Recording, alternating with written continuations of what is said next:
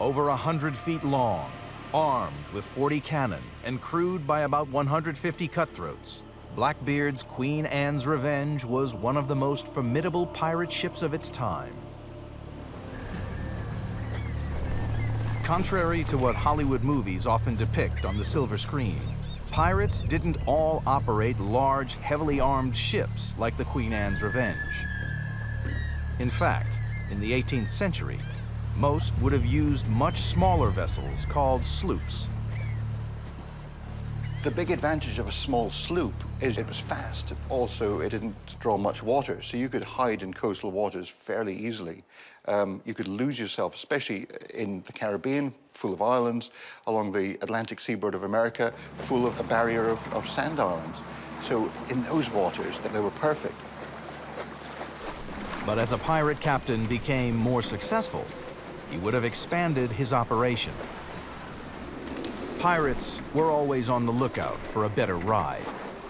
Often, they wanted to trade up. They wanted to replace that with a slightly larger ship, which could carry more men, more guns, and more provisions and more plunder. They traded up their smaller ships and worked their way up until they had the big, ultimate pirate fighting ship. And that's exactly how Blackbeard got hold of the Queen Anne's Revenge. It didn't start off with that name.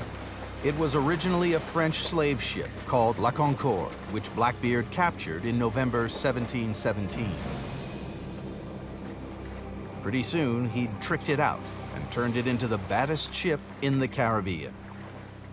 The Concorde was great because it was a French-built slave ship, and slave ships are designed for speed because essentially they have to transport a perishable human cargo, put it in its most basic terms, from the west coast of Africa to the Caribbean in the fastest possible time with as little death and disruption as possible.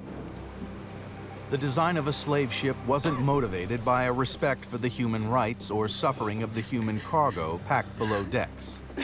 It was motivated by money. A slow passage meant more deaths, and for every slave that died, it meant less profit for the ship's owner. At 104 feet in length, the three-masted, 300-ton La Concorde packed a punch. She was armed with 16 cannons, but Blackbeard wasn't satisfied.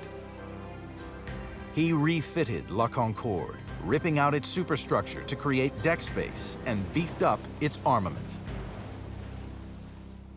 The claims are that it carried 40 guns, which makes it one of the most powerful warships afloat. But the supremacy of the Queen Anne's Revenge was short-lived. After just 6 months, she hit a sandbar off Beaufort Inlet, North Carolina, and sank in shallow water.